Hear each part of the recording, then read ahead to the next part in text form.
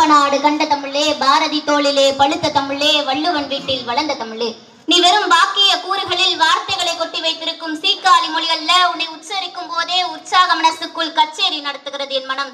காலமெல்லாம் கண்டுணர்கிறேன் பேரழகு தமிழுக்கு இந்த இளம் தமிழச்சியின் அன்பு வணக்கத்தை தெரிவித்துக் கொண்டு அவையை வணங்குகிறேன். என் உரையை தொடங்குகிறேன்.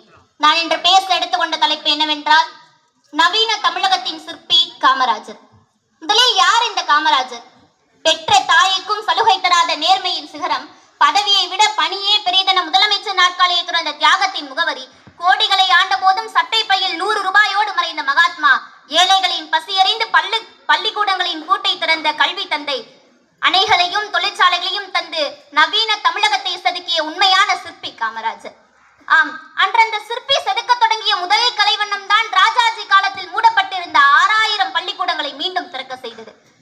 அன்று அவர் வெறும் தூரத்தை கணக்கு பார்க்கவில்லை, ஏழை குழந்தைகளின் துயரத்தை கணக்கு பார்த்தார். கல்வி என்பது தேடி போகும் தவம் அல்ல, வாசலில் வந்து நிற்கும் வரம் என்பதை உணர்த்தியவர். வறுமை என்ற இருள் சூழ்ந்த குடிசைகளுக்குள் கல்வி என்ற ஒளியை நேரடியாக கொண்டு சேர்த்தவர். இதைதான் ஒரு பொன்மொழி மிக அழகாக கூறுகிறது. கோயில் சிலைகளுக்கு கண் திறப்பார்கள், ஆனால் சரஸ்வதி தேவிக்கே கண் திறந்தவன் காமராஜன் என்று. ஆம், ஞானத்தின் வடிவமான கல்விக்கே தமிழ்நாட்டில் மறுவாழ்வு கொடுத்த சிற்பி காமராஜர். பதவி வந்ததும் 10 தலைமுறைகளுக்கு பணப்பையை நிரப்பும் இன்றைய அரசியல்வாதிகளுக்கு மத்தியில் ஏழைகளின் நிரப்பையை நிரப்பியவர். ஆலயங்கள் செய்வோம், நல்ல காகிதங்கள் செய்வோம், அலைக்கடலை சோதிப்போம் என்ற பாரதியின் தமிழ் வரிகளுக்கு இம்மண்ணில் உயிர் கொடுத்தவர் காமராஜர். நெய்வேலி நிலக்கரி நிறுவனம், திருச்சி பாரத் ஹெவி எலக்ட்ரிக்கல், ஆவடி கனரக வாகன தொழிற்சாலை என்று அவரன்று ஏற்றி வைத்த தொழில்வள விளக்குகள் தான் இன்றளவும் நவீன தமிழகத்தை இந்தியாவின் முதன்மை மாநிலமாக ஒளிரச் செய்துள்ளது. இது மட்டுமல்லாமல் பவானி சாகர் முதல் சாத்தனூர் வரை இவர் கட்டிய அணைகள் தமிழ் மண்ணின் நீர் கருவூலங்கள். காமராஜர் அவர்கள் முதலமைச்சரா இருந்தப்ப அவங்க ஊர்ல கோடை காலம் அப்ப ஒரு பயங்கரமா தண்ணீர் பஞ்சம் ஏற்பட்டுச்சு.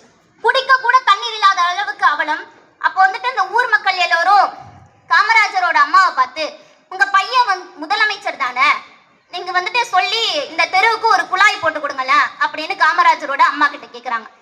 ஊர் மக்களோட தண்ணீர் பஞ்சத்தை புரிஞ்சுக்கிட்ட காமராஜரோட அம்மாவும் காமராஜர் கிட்ட இந்த விஷயத்த சொல்றாங்க. உடனே அடுத்த நிமிஷமே அதிகாரிகள் வராங்க.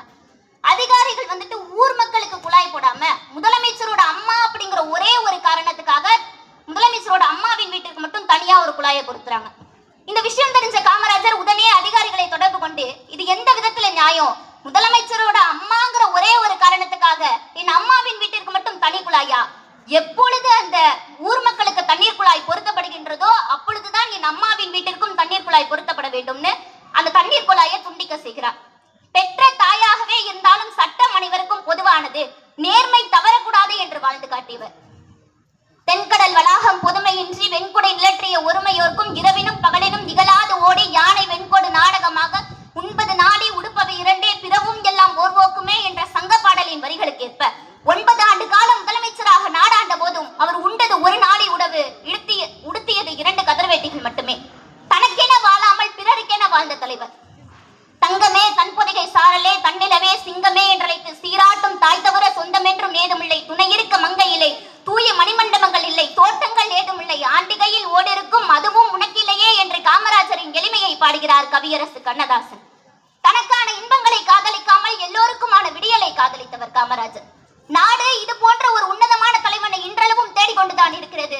எல்லாருடைய வாழ்க்கையும் வரலாறாவதில்லை, வரலாறானவர்கள் யாரும் தனக்கென வாழ்ந்ததில்லை. எத்தனையோ தலைவர்கள் இருந்தாலும் காமராஜருக்கு இணையுண்டா என்று கூறி விடைபெறுகிறேன். நன்றி, வணக்கம்.